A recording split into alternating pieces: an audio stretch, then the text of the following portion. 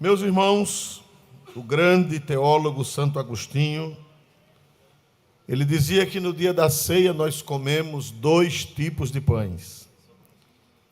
Comemos o pão audível e o pão visível. O pão visível é o pão da ceia e o pão audível é a santa e gloriosa palavra de Deus. Vamos primeiro comer o pão audível, aquele que entra pelos ouvidos, e depois, com a graça de Deus, comeremos o pão visível, que é o pão que vemos, que é o pão que pegamos, o pão palpável.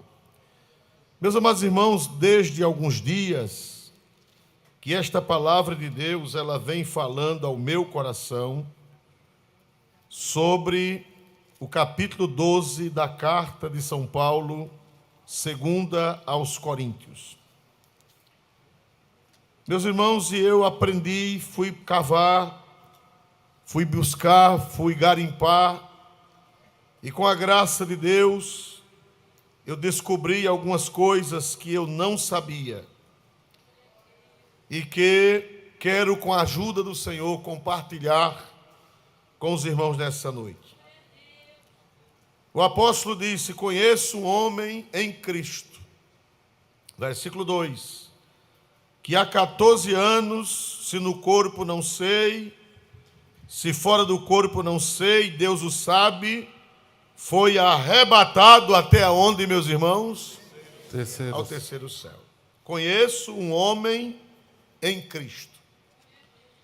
A primeira coisa que eu aprendo aqui, os irmãos sabem que esse homem é o próprio apóstolo Paulo. Ele diz assim, usando a terceira pessoa, para não inchar, para não dizer que era vaidade, para não dizer que era vanglória, contar experiências próprias. Então ele diz: eu conheço um homem em Cristo. Um homem em Cristo. O que é um homem em Cristo? Um homem em Cristo é um homem, é um ser, é um homem ou uma mulher totalmente dedicado e dedicada a Cristo. Uma pessoa que pensa em Cristo de manhã, de tarde e de noite.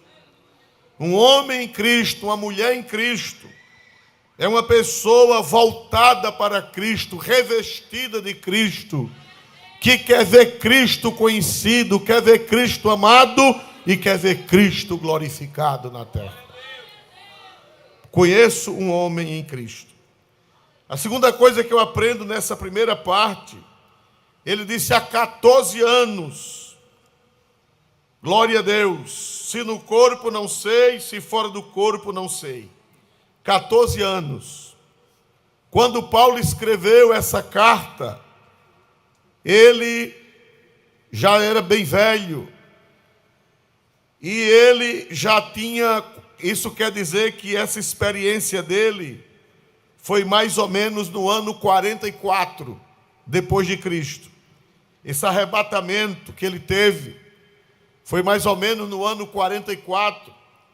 E segundo as pesquisas, ele já tinha, quando ele teve essa visão, quando ele teve essa revelação, ele já tinha 7 anos de crente.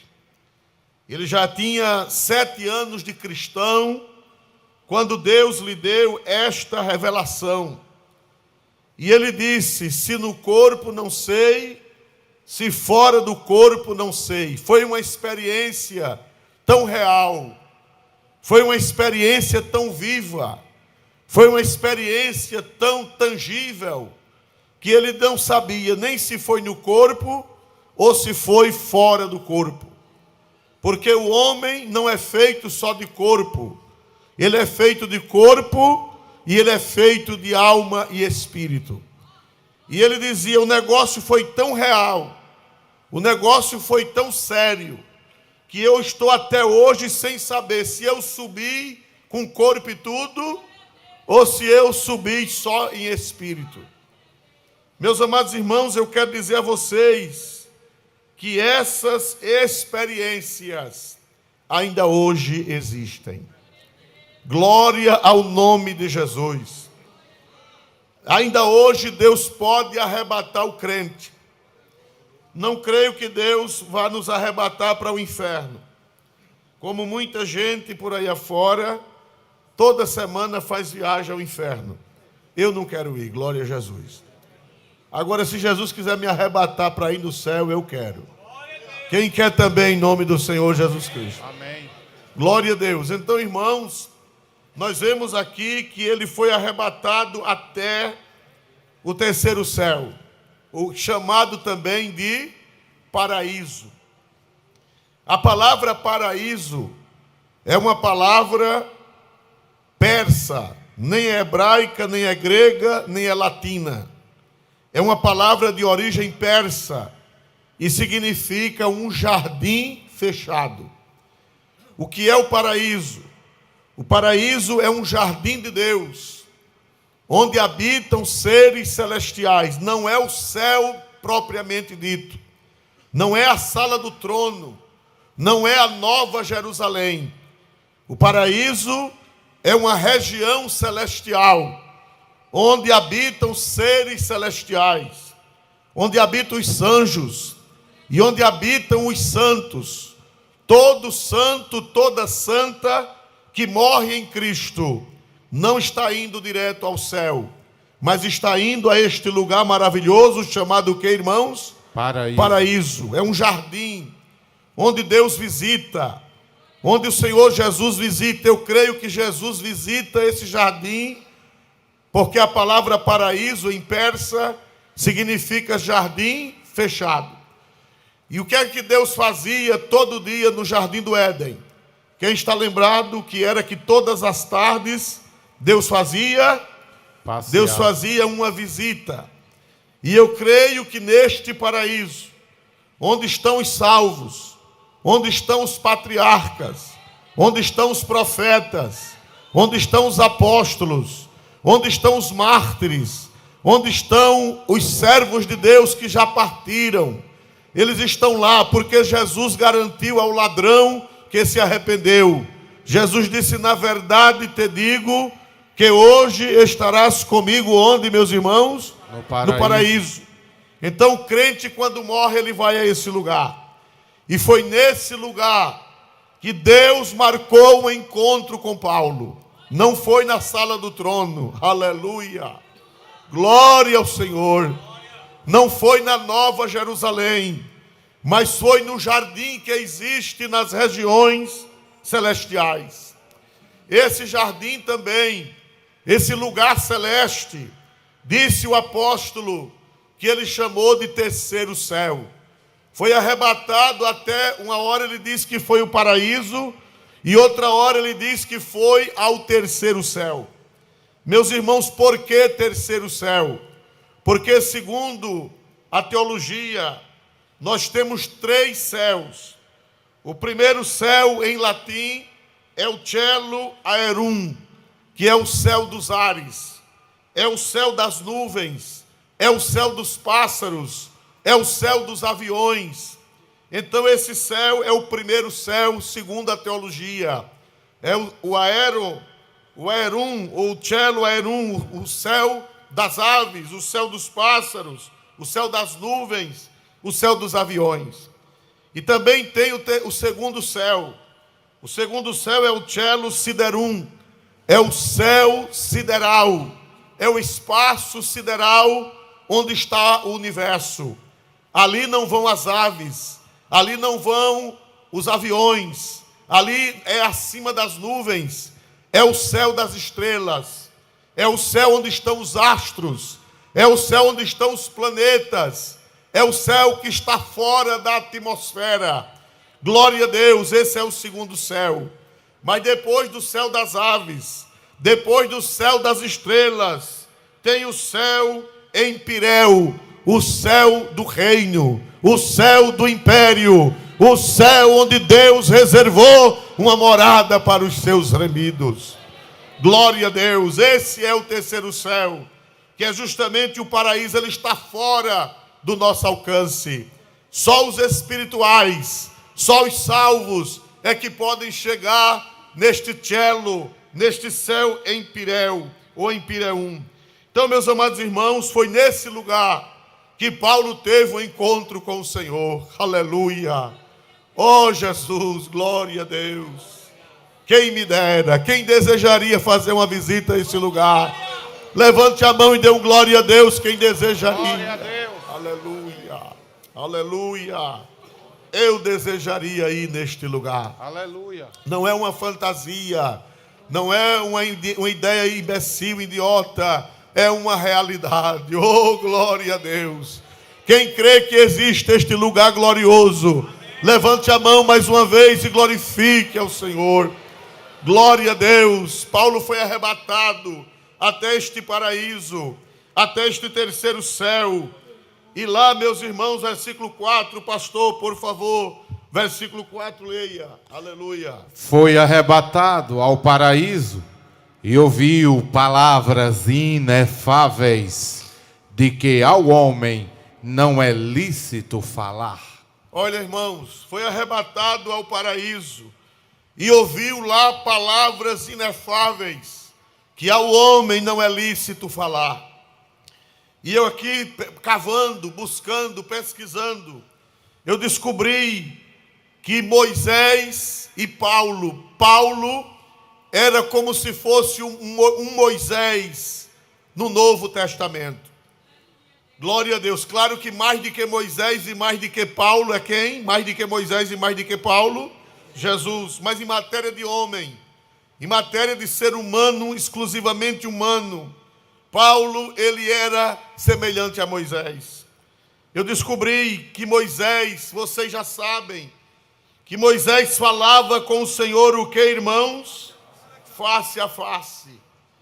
E nunca mais, em Deuteronômio 34:10, diz que nunca mais se levantou em Israel profeta algum como Moisés, a quem o Senhor falava ou conhecera face a face. Irmãos, que eu quero dizer que todo crente é crente, todo crente é salvo pela graça, todo crente é igual, mas existe especificidades, existe diferença. Tem crente que tem mais uma comunhão com o Senhor, tem crente que tem mais acesso a mistérios, tem crente que tem mais acesso a segredos. Glória a Deus, aleluia. Uns enxergam mais e outros enxergam menos. Vocês estão lembrados de Eliseu e os demais profetas, os demais filhos dos profetas? A Bíblia diz que havia 51 profetas. Só quem foi que viu Elias subir? Qual foi o único que viu a hora que Elias subiu para o céu? Quem foi o único? E a Bíblia diz que os outros 50 pararam de longe. Segundo Reis 2:7. Pararam de longe. Todo mundo é profeta, todo mundo é crente, mas existem segredos, existem xodós de Deus. Não sei se vocês já disseram, quem tem muitos filhos, aí o pai gosta mais de um, a mãe, e alguém diz assim: é verdade, fulano é o xodó do papai, fulana é a xodó da mamãe.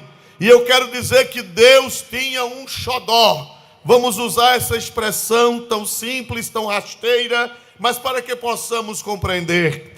Deus tinha um xodó com Moisés, Jesus tinha um xodó com Pedro, Tiago e João. Teve coisa que Jesus revelou aos três que não revelou aos demais. Glória a Deus. E eu quero dizer que nesta noite você está sendo convidado para nesta ceia ter um xodó com Deus, com o Espírito Santo. Aleluia. Ele quer te revelar coisas, segredos. Aleluia, aleluia. Ele quer te revelar mistérios. Ele quer te revelar coisas que ele não revela a todo mundo. Glória a Deus. Paulo, ele ouviu palavras inefáveis. Jesus revelou para ele coisa que não dá nem para falar. O que significa a palavra inefável? A palavra inefável é uma palavra grega, aretos, que quer dizer aquilo que não se pode expressar. Foi tanta coisa grande, foi tanta coisa que Paulo uma vez ele disse assim, citando Isaías: o que o olho não viu, o que o ouvido não ouviu, o que com o coração não se percebeu, foi o que Deus preparou para aqueles que o amam. Aleluia. Glória a Deus, irmãos amados. Nesta noite Deus está te chamando. Nesta noite Deus está me chamando. Desta noite Deus está nos puxando para si e dizendo: eu quero ter um segredo contigo. Eu quero te revelar coisas infinitas e insondáveis. Aleluia. Então eu aprendo que todo mundo é crente, mas eu aprendo que existe, como diz o livro A Revolução dos Bichos, de George Orwell. Ele dizia: todos são iguais, mas há iguais mais iguais do que os iguais. Aleluia. Então todo mundo é igual, mas tem segredos de Deus. Paulo foi arrebatado, Paulo viu, Paulo contemplou, Paulo ouviu palavras que ao homem não é lícito repetir. Por que não é lícito? Porque não existe como traduzir para o grego, não existe como traduzir para o inglês, não existe como traduzir para o português os segredos. Por isso que quando nós falamos línguas estranhas, aleluia, a Bíblia diz que quem fala língua não fala para os homens, mas em mistérios fala com quem, meus irmãos? Com Deus, aleluia. Entre no mistério nesta noite. Entre no mistério de Deus.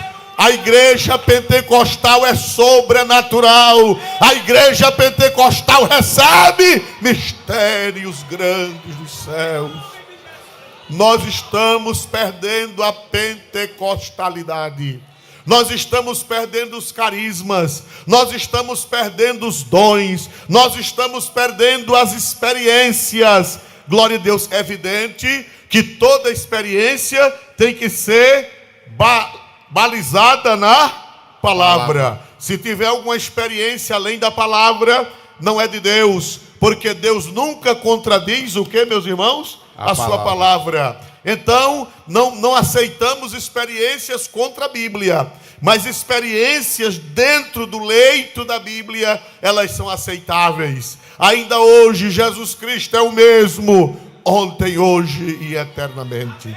Eu vou contar uma experiência que em 1982 para 83, um jovem teve. Aleluia. Estava havendo um grande avivamento numa igreja, que aquele jovem era crente. E Jesus batizava muita gente com o Espírito Santo. Eu ouvi ele contando essa história, já ouvi ele contando mais de uma vez. E o Senhor batizava com o Espírito Santo, e os crentes falavam línguas, mas línguas que não eram línguas assim, línguas repartidas, vamos assim dizer, que não era idioma, não parecia idioma, parecia gritos estridentes, glória a Deus. E aquele jovem, novo crente, novo obreiro, ele ficou em dúvida: Senhor, meu Deus, será que isso é o batismo no Espírito Santo mesmo? Será que isso é o batismo no Espírito Santo? Esse povo está com meninice? Ou este povo está com coisa da carne? Será que todo esse povo está sendo batizado no Espírito Santo? E aquele jovem contou que foi dormir. Ele orou, fez essa oração e foi dormir. Aleluia. Perguntou a Deus se aquilo era real, se aquilo era de Deus, se aquilo era do Espírito mesmo, ou era fanatismo, ou era experiências esdrúxulas. E, meus amados irmãos, quando aquele jovem foi dormir, ele contou que às 2, mais ou menos, da manhã, ele teve uma visão ou um sonho. Ele foi arrebatado até uma sala. E quando ele chegava naquela sala, as paredes eram de fogo. E aquela sala era cheia de colunas, e aquelas colunas eram de fogo. E ele via um trono no fundo daquela sala, e o trono também era de fogo. Aleluia! E ele dizia: que sala é esta? E alguém disse: esta é a sala do trono do Deus eterno. Aleluia! Mas tudo era fogo. E ele olhou e viu que em cada coluna, da largura da coluna esguia, havia um anjo também de fogo, com as asas assim para cima. Ele contou que viu as asas para cima e os anjos de frente uns para os outros. Glória a Deus, uma fila de coluna de um lado, uma fila de coluna de outro, e os anjos olhando um para o outro. Calados, silêncio total. E alguém bradou: o rei vai entrar na sala. Aleluia. O jovem não viu o rei. Aleluia. Deus não deu essa graça. E ele contou que o rei foi entrando na sala, ele baixou a cabeça com tanta glória. E quando ele levantou um pouco a cabeça, ele viu. E alguém disse: esses anjos são serafins. Serafim é anjo de fogo. Serafim em hebraico quer dizer pegando fogo, quer dizer ardente. E os serafins, quando o rei passava, que se assentava no trono, os serafins curvavam a cabeça, baixavam as asas em direção uns aos outros e dava os mesmos gritos do batismo com o Espírito Santo que aquele jovem ouvia aquelas irmãs e aqueles irmãos falando da igreja. Aleluia. Os mesmos gritos que os irmãos davam, os mesmos brados que os irmãos davam, eram os mesmos que os serafins davam ao Rei da Glória que entrou naquela sala. E aquele jovem conta que se acordou com o coração tremendo, se acordou e caiu de joelho e disse: Jesus, me perdoa por causa da minha dúvida, por causa da minha incredulidade. Aleluia, louvado seja o nome do Senhor. Deus revelou que aquele mistério não era da carne, que aquele mistério não era do homem, mas era mistérios de Deus, linguagem celestial. Aleluia, louvado seja o nome do Senhor para sempre. Meus amados irmãos, e aqui a Bíblia diz, irmãos, que ele ouviu Deus falar. Paulo sempre ouvia Deus falar. Irmão, nós precisamos voltar a ouvir Deus falar. Tem crente que não ouve mais Deus falar. Tem obreiro que não ouve mais Deus falar. Irmão, nós estamos virando igreja natural. Nós estamos virando uma igreja formal. Nós estamos perdendo a pentecostalidade. Eu estava lendo um sociólogo cristão ou pagão, não sei. Ele disse que os pentecostais já não são mais pentecostais. Ele dizia que nós somos pós-pentecostais. Ele disse que nós não somos mais pentecostais, porque os nossos filhos, esta geração, não está experimentando o que as outras gerações experimentaram. Mas nesta noite, Deus é o mesmo ontem, hoje e eternamente. Quem acredita que Jesus é o mesmo, levante a mão e dê um glória para Deus mais forte nesta noite. A nossa geração nova, ela vai provar a pentecostalidade do Espírito em suas vidas. Aleluia. Deus falava com Paulo. Hoje em dia, se um pastor disser que Deus falou com ele, ele vai ser zombado pelos seus próprios colegas. Vai dizer: olha, ele quer ser o santo. Olha, ele quer ser melhor, é o fariseu, é o hipócrita. Deus não fala mais com ninguém. Meu filho, você está redondamente enganado. Deus ainda fala. Quem crê que Deus ainda fala o coração, quem crê que Deus ainda fala os ouvidos, quem crê que Deus ainda fala as almas, dê um glória mais forte para o Senhor. Deus ainda fala.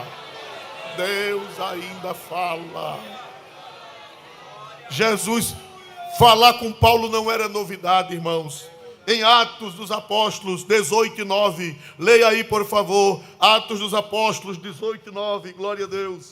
E disse o Senhor em visão a Paulo: não temas, mas fala e não te cales. Aleluia.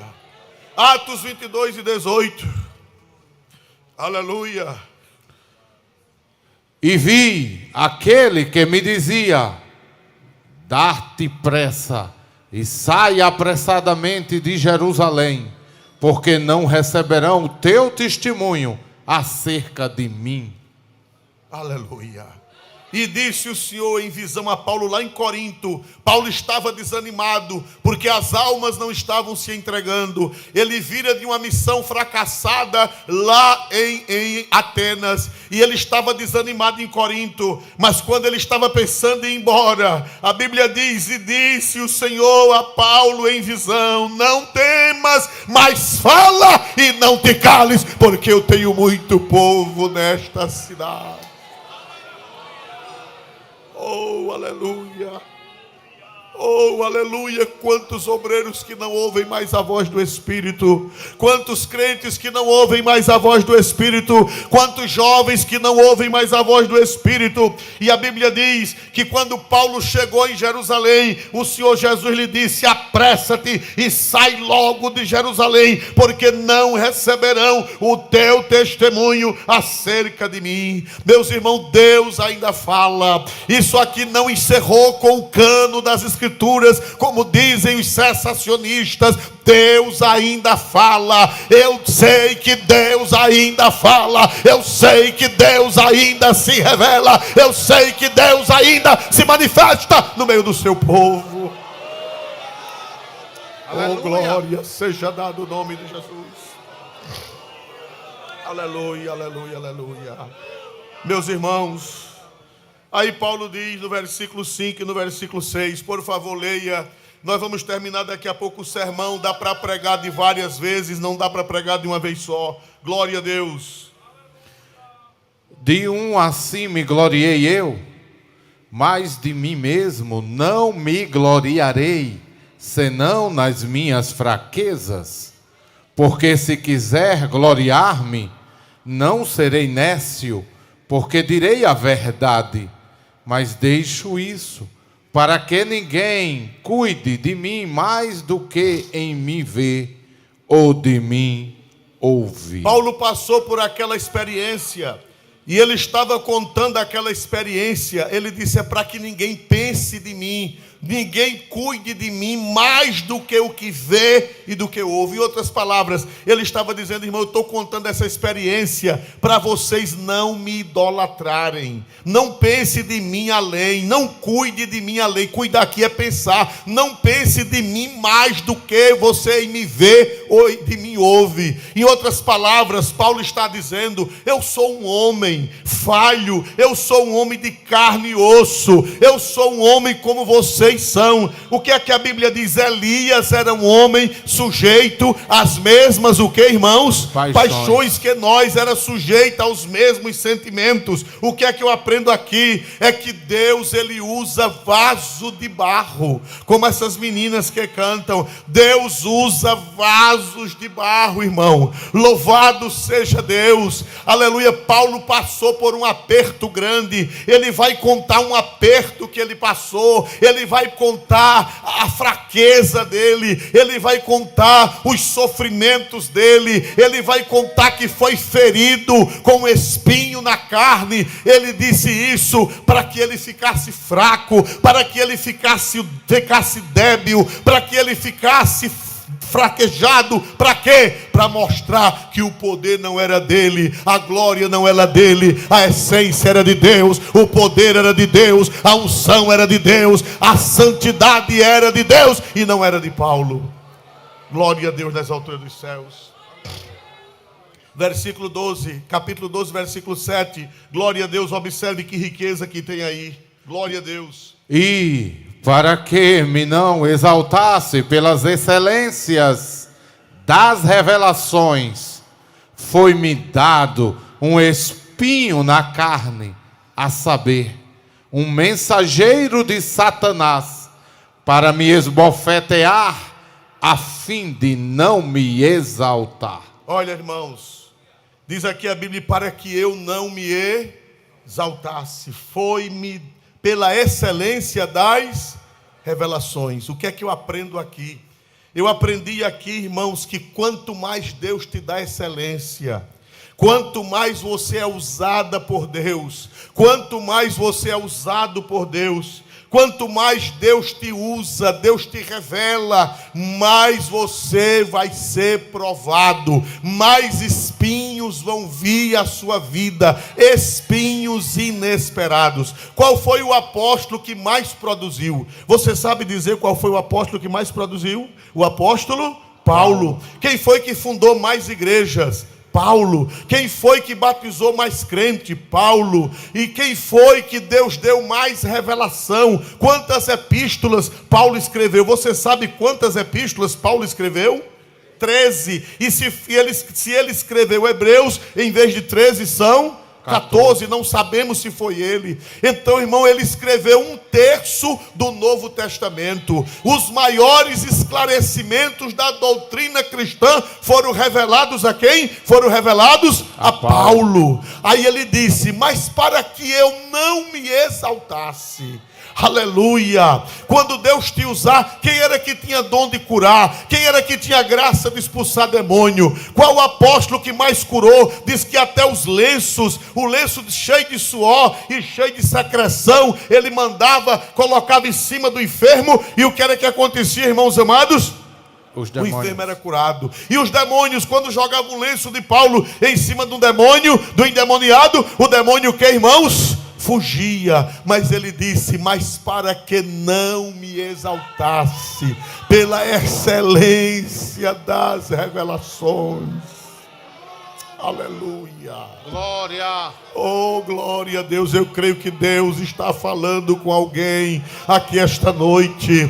Meu irmão, minha irmã, quanto mais Deus te usa, mais Ele te quebra. Quanto mais Deus te usa, mais Ele te amassa. Quanto Deus te usa, mais Ele te espreme. Quanto mais Deus te usa, mais Ele te tritura. E a Bíblia diz que é para que não se exaltasse. Aleluia. Se você está passando por alguma prova, se tem alguma farpa, a palavra espinho quer dizer farpa. Uma farpa entre a carne e a unha. Dói? Me responda. Dói ou não dói uma farpa, um espinho entre a carne e a unha? Você que está sofrendo, você que veio para esta ceia com qualquer necessidade física, necessidade de saúde, necessidade emocional, necessidade de relacionamentos, necessidade de dinheiro, necessidade de qualquer coisa, você que chegou aqui com um espinho na carne, Deus manda te dizer: levante a cabeça, é porque a excelência é grande,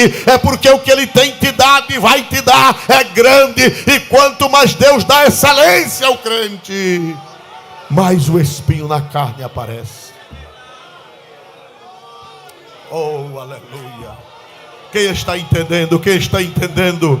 Dê 3 glória a Deus, um para o Pai, outro para o Filho e outro para o Espírito Santo. É para você não se exaltar. É porque nós não temos condições de receber só bênção. Nós recebemos bênção, mas ao mesmo tempo nós recebemos espinhos. Aleluia. Russell Champlin dizia, ele já partiu para o Senhor, ele dizia que Deus trabalha com 2 operações. Ele disse que Deus trabalha com a operação de adição e Deus trabalha com a operação de subtração. Quando Ele soma, quando Ele acrescenta, quando Ele adiciona por um lado, o que é que Ele faz por outro, irmão? Ele subtrai. Ele dá umas coisas, mas Ele tira outras. Porque Ele sabe que nós não temos suporte, aleluia, para que eu não me exaltasse pela excelência das revelações. Foi-me dado um espinho na carne. Oh, aleluia. O espinho é para você, já lamandar sua inerente, é para você jejuar. O espinho na carne é para você levantar cedo e orar. É para você passar amanhã na presença de Deus. O espinho na carne é para você ficar triste, pastor. É para eu ficar triste. É para você ficar triste mesmo. Porque a tristeza, ela bate o nosso orgulho. Ela bate a nossa soberba, ela bate a nossa arrogância, ela bate a nossa prepotência. Quem está entendendo, quem está compreendendo, dê um glória para Deus mais forte nesta noite. Para que eu não me exaltasse, foi-me dado um espinho na carne. Aleluia. Aleluia. Aleluia. Aleluia. Aleluia. E quem foi que trouxe esse espinho? Quem mandou o espinho? Quem mandou o espinho? Deus, vamos interpretar, vamos fazer a interpretação, a exegese correta. Quem mandou o espinho? Não, quem mandou o espinho? Quem mandou o espinho para que ele não se exaltasse? Quem mandou? Deus. Mas quem foi que trouxe o espinho? Satanás. Aleluia. Satanás, irmão, ele se utiliza com a permissão de Deus. É a mesma coisa de Jó. Veja o casamento do Novo Testamento com o Antigo. Quem foi que permitiu aquelas lutas na vida de Jó? Quem foi que permitiu? Deus. Mas quem foi que trouxe as lutas? Satanás. Satanás. Olha o casamento do Antigo com o Novo Testamento. Não há choque na teologia bíblica. Paulo disse, foi Deus quem mandou o espinho, porém quem trouxe foi Satanás. Aleluia. Satanás, ele vem através de uma doença. Ele vem através de uma tristeza. Ele vem através de uma depressão. Ele vem através de uma melancolia. Ele vem através de uma decepção, de uma coisa que você nunca esperou, de uma coisa que você jamais pensou que ia passar na sua vida. E Satanás trouxe. E Satanás espetou você, que é para você blasfemar, é para você desistir, é para você cansar. Mas nessa noite o Senhor está aqui e Ele está dizendo, a minha graça te basta, a minha graça te basta. Quem acredita que a graça de Deus é maior do que o espinho, dê um glória para Deus. Você está sendo, o diabo está agindo, o diabo está usando alguém para te ferir, mas o Senhor nesta noite te diz, eu te dou minha graça.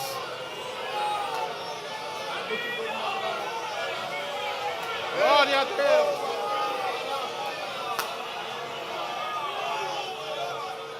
Aleluia. O diabo quer que você odeie. O diabo quer que você se revolte contra Deus e que você se revolte contra os homens. Ele quer que você seja ferido. Ele quer que você se arrase. Ele quer que você desanime. O Satanás, a missão dele é essa mesmo. É essa mesma missão. Louvado seja o nome do Senhor. Mas você faça como Davi. Não olhe para Satanás. Olhe para quem está acima de Satanás. Vocês estão lembrados, eu vou encerrar para celebrarmos a ceia. Vocês estão lembrados quando Davi ia fugindo de Absalão? Estão lembrados? Estão lembrados? A Bíblia diz que ele foi enganado por Ziba e ele foi amaldiçoado por quem? Por Simei.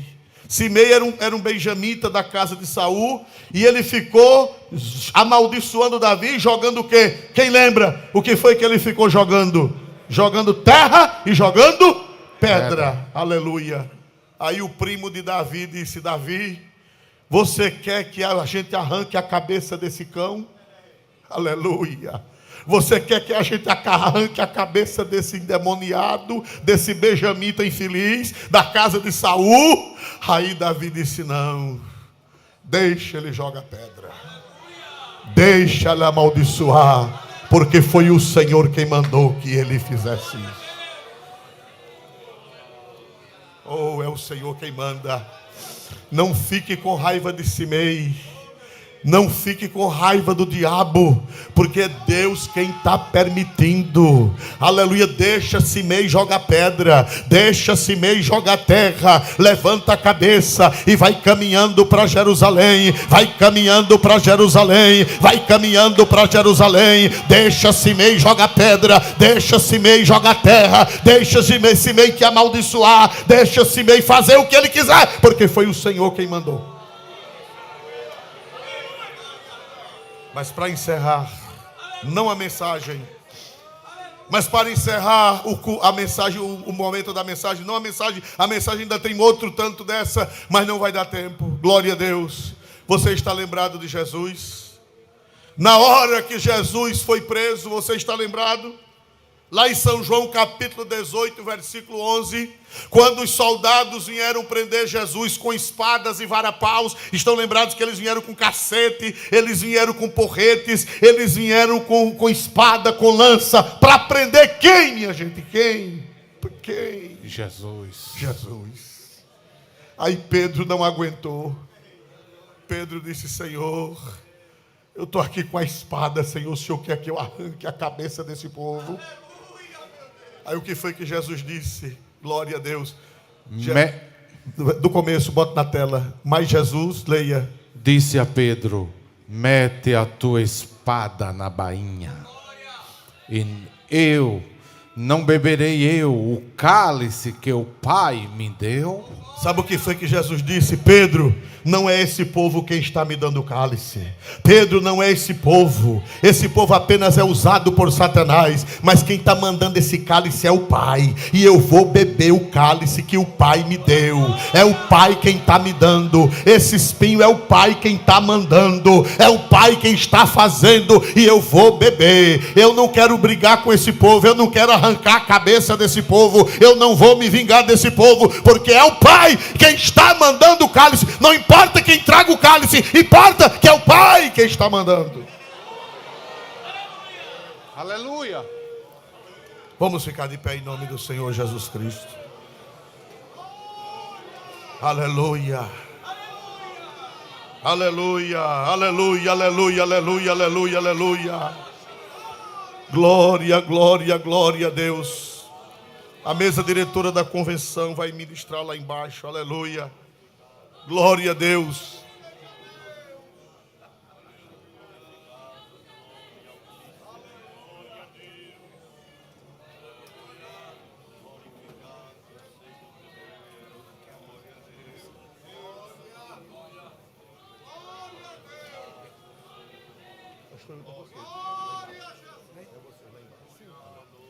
Glória a Deus.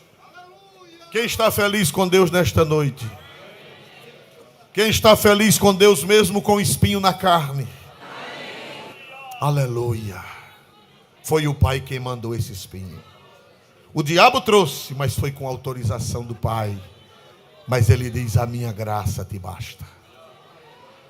O Senhor Jesus, na noite que foi traído, havendo tomado o pão em suas mãos, deu graças. E havendo dado graças, o partiu.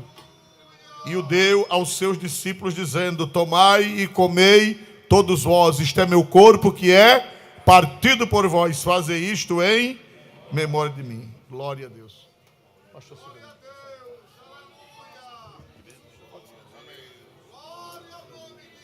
Amado Deus e Pai, aqui está este pão, Senhor, que representa, que simboliza o corpo de Jesus, que foi rasgado na cruz por nós, meu Deus. A Ti consagramos, ó Pai, Te pedimos, Deus, que nós, os Teus filhos, ao tomá-lo e comê-lo, Deus, que renove-se em nós a esperança da promessa da volta de Jesus, que disse: fazei isto até que eu venha. Pai, nós Te oramos grato pelo privilégio de podermos participar da carne e do sangue de Jesus, ainda que tenha espinho, meu Deus, mas é o Senhor quem manda para nos moldar. A machuri clama de canária, de canastéria, clamanai de canossubidire. É o Senhor moldando-nos para Ti, Deus, para fazer a Tua obra. Te louvamos, ó Pai, pelo privilégio, em nome de Jesus. Amém. Meus irmãos, podeis assentar, vamos ouvir o coral, louvar a Deus. Em seguida, a nossa querida cantora, que é ali de neta do irmão Pedro Cândido, a Dalvani, glória a Deus, vai louvar o Senhor após o coral, Dalvani. Pode preparar.